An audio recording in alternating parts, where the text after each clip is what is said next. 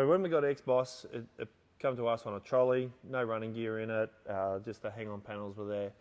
It had been gapped, but we had to get it a lot better.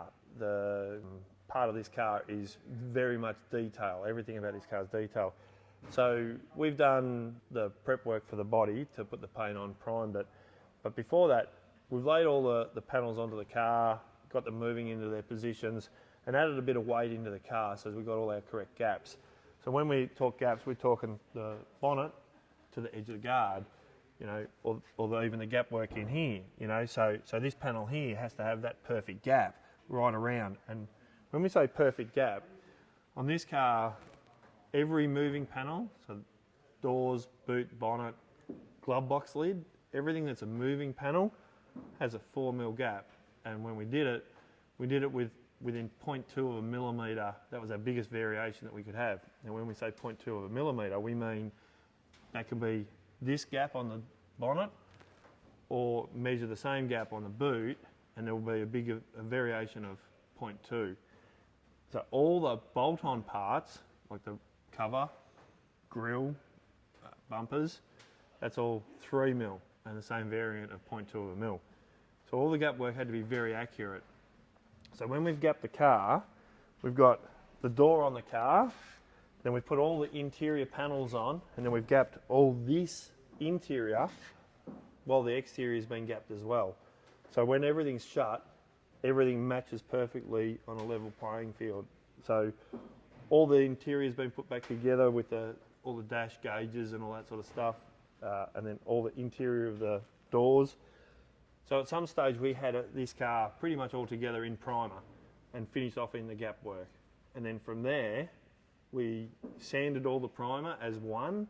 So we treated this car as one panel. So rear bumper bar to the front bumper bar was one panel, all the way in the middle. So when we sanded it, that means that every piece of the car is meticulously sanded so there's no variation between any panel at all. And that's in the primer.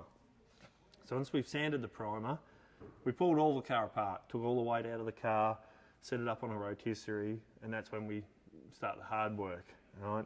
So by the hard work, what I mean is this green pinstripe. That was an absolute nightmare. What we've had to do is assemble the car after all the interior has been rubbed. Everything's rubbed, ready to paint, so that everything's prepped. Inside, outside, everything's prepped. So there's no stopping us once we start painting. So we hang the doors back on and put the bonnet back on, and then we painted a fairly wide green pinstripe. So it's about 3 swipes of the gun. So we're talking about 300mm of green paint on the car. And to put that on, we chose to go with a 1.5mm wide pinstripe. So then we move that from up here and pull that the full distance in one stroke.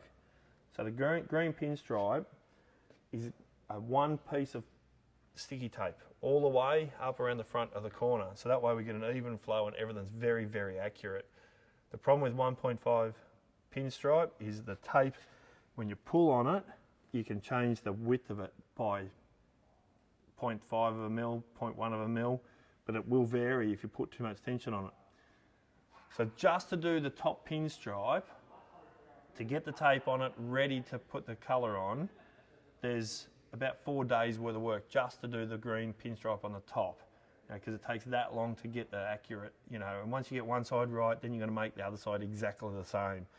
Because people are going to measure this, they're going to check it, they're going to look for a fault, so everything's got to be perfect. So this pinstripe not only is on the top, but it actually goes all the way around underneath. If we had the car up on the display, you would see that. But it goes all the way around underneath, all around the suspension, so we've had to redo all that sort of work over and over just to get the accuracy. Then to top that off, we've got it on inside the boot where the tub area is, because Chris, the owner, wanted to have blue and charcoal and the green pinstripe in there. So we've had to do a little bit of work in there. That wasn't too bad because it was fairly straightforward, but when you're pulling a pinstripe all the way along, it's very hard. So then once we painted the green, then we put the pinstripe tape on, then we taped off the top half and painted the blue. Now the blue is completely painted on a rotisserie, so all the way underneath the car, everything's been painted blue. Then once we've done the blue, we took the masking tape off the top because we just didn't want to get overspray on there. Then we masked off the blue and painted the charcoal. Unmasked everything, including the pinstripe tape, taken that off, and then what we've done there is gone and painted the whole thing in clear. So we've got 3 layers of clear before the unmasking, and then another 4 coats of clear after the masking. So while we're doing all this, there's a lot of work, a lot of hours. Then the real hours start.